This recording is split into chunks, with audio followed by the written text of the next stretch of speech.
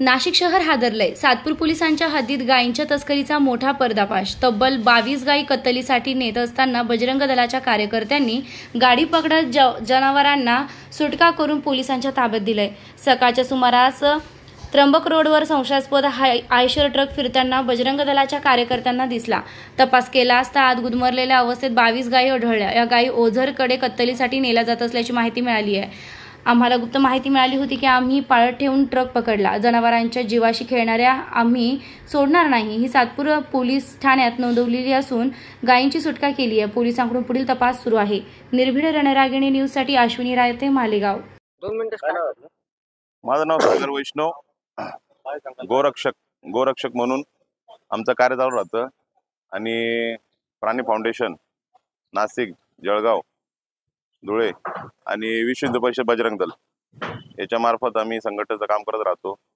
आज आम्हाला रात्री एक गोपनीयता माहिती मिळाली की जवाहर मोखडेकरनं एक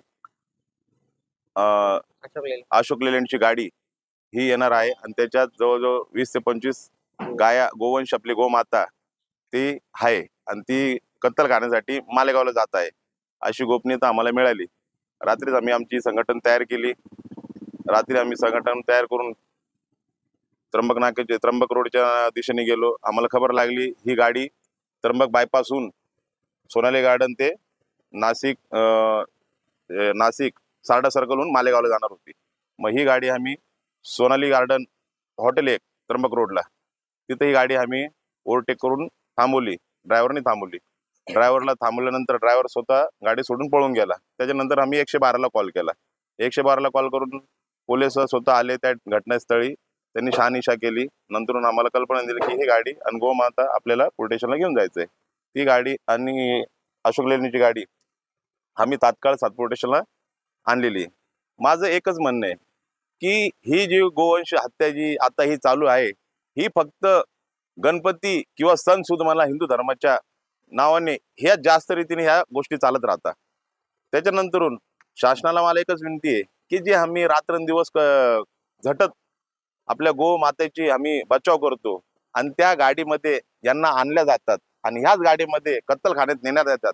फक्त मला शासनाची एनसीपी साहेबांना एकच विनंती आहे की ही जी गाडी आपण जे स्पॉटवर धरतात आणि गोमाता त्या गाडीत राहतात या गाडींना एक ते स्क्रॅप करण्यात यावी। या गाडींना शासनाने काय असा उद्देश काढायला पाहिजे की ही गाडी परत या घटनेत गोमातांना नेम कत्तलखानी वापरल्या गेल्या नाही पाहिजे।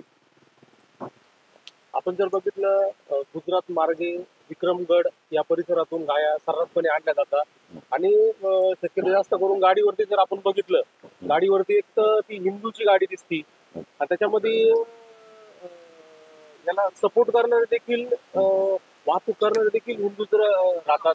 याबद्दल काय सांगणार आपण? हे बघा, आम्हाला आमची संघटन आहे त्याच्यात एक आम्हाला गोपनीयता माहिती मिळते। आता त्याच्यात आम्हाला आतापर्यंत जेवढे आम्ही धरलेले आमच्या गोमातेचे कत्तलखाने नेताना त्याच्यात फक्त आम्हाला मुस्लिम लोकच आढळलेले आहेत आतापर्यंत। याच्यानं पहिले पण आम्ही 4-5 जे जण घटनास्थळ झाले होते सगळे लोक ते मुस्लिम धर्माचे अशी वाहतूक करतात त्यांना आपण आपल्याकडून काय आव्हान असतं?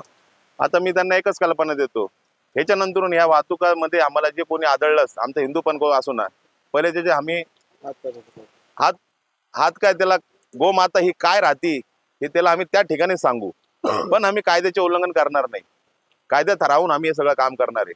पण मला एकच विनंती आपल्या हिंदू धर्माने पण थोडं जागा व्हावं। जो तुम्हाला असं दबाव टाकत असेल की भाऊ या गोष्टीतून हिंदू माणूस हे होईल ते होईल त्या दबावाला बळी न पडता तुम्ही गोमातेची सेवा करा आणि गोमातेला जेवढं वाचवतील ते वाचवा। 33 कोटी देवता आपण ज्यांना म्हणतो ही आपली गोमाता आहे याचं मी फक्त एवढं सांगतो आणि शासनानं सीपी साहेबांना एकच विनंती करतो की याच्यावर कठोर कारवाई झाली पाहिजे।